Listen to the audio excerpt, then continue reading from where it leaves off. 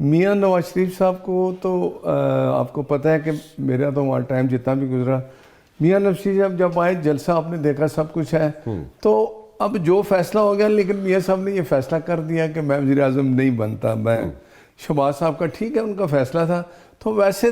دل دکھا، تو میں نے کہا کہ ہم تو چاہتے تھے کہ آپ چوتھی دفعہ وزیر اعظم بنتے، ہم دیکھتے، لیکن اب جو پروسیس چل رہا ہے آپ کے سامنے ہر چیزیں، تو بس میری یہی دعا ہے کہ یہ جو جمہوری پروسیس ہے اس کو چلنا چاہیے۔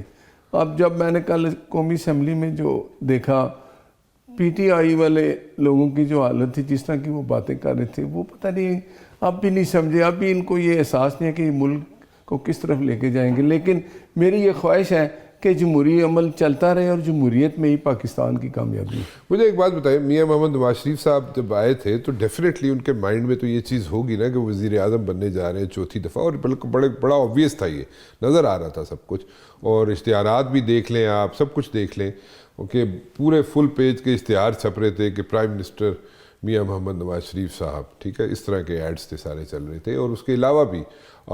ایک پرسیپشن بھی بنا ہوا تھا کہ میاں صاحب جناب شاید 2/3 میجورٹی لے کے آ جائیں گے، and he was also expecting this thing, میاں صاحب بھی ایکسپیکٹ کر رہے تھے یہ کہ ان کو 2/3 میجورٹی مل جائے گی۔ وہ ساری چیزیں نہیں ہوئی، 2/3 میجورٹی نہیں ملی، وہ ووٹ نہیں ملا، وہ اتنا ووٹ نہیں ملا جتنا میاں صاحب ایکسپیکٹ کر رہے تھے، اس لیے وہ وزیر اعظم نہیں ملے، یا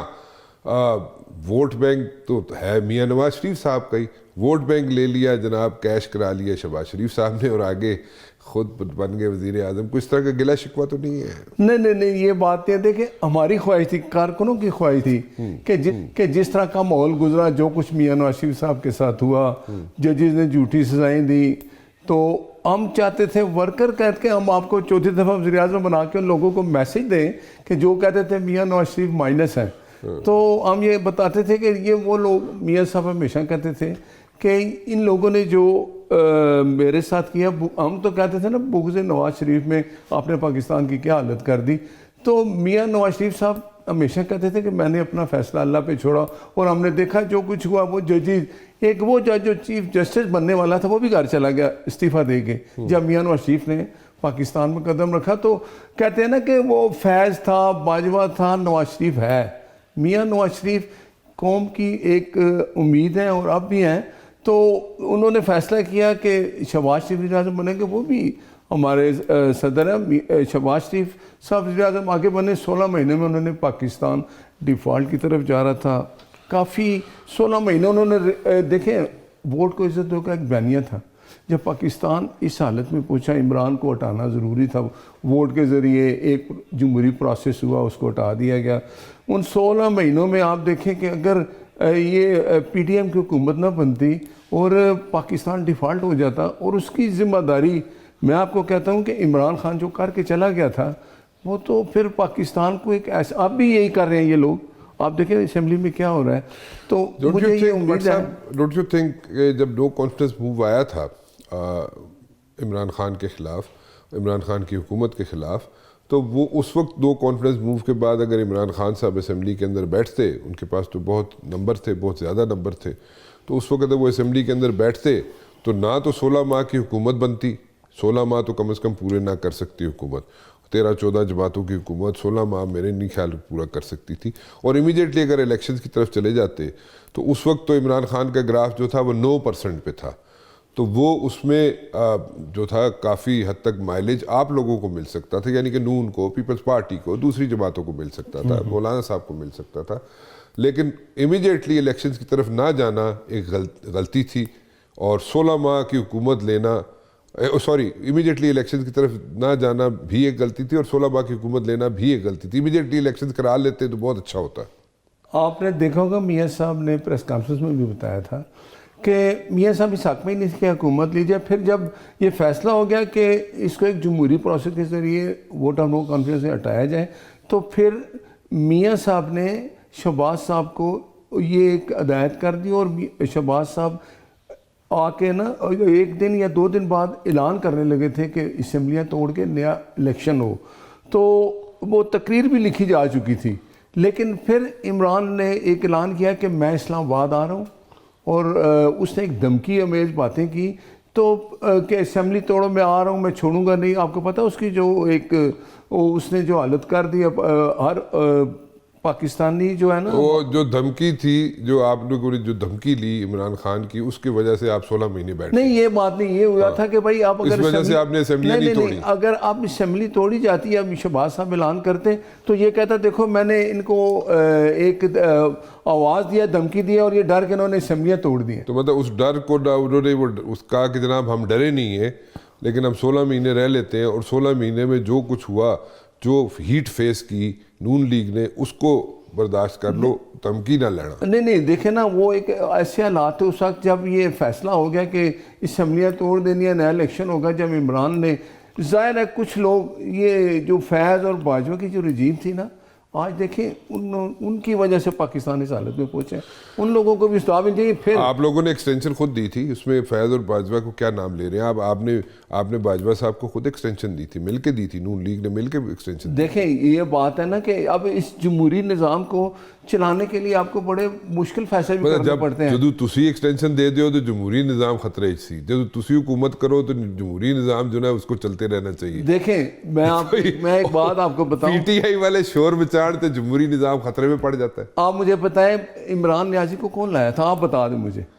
آپ کو ہمیشہ دیکھ لیں. نہیں آپ مجھے بتائیں کون لایا تھا. اس طرح اگر ہم شروع کریں گے کس کو کون لایا تھا تو بات بڑی دور چلی جائے گی. مجھے ایک بات بتائیں، چلے آگے چلتے ہیں،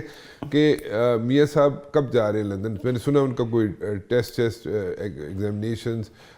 ڈیو ہیں، انہوں نے جا کروانے ہیں وہاں پہ. دیکھیں بات سنیں، پہلے جو میاں نواز شریف کے ساتھ ہوا، میاں صاحب کو آپ ایک دفعہ نہیں کئی دفعہ اس طرح زبردستی نکالا گیا. زبردستی کی بات نہیں کر رہے، انہوں نے اپنا چیک اپ کرانے ہیں. نہیں چیک اپ تو دیکھیں، چیک اپ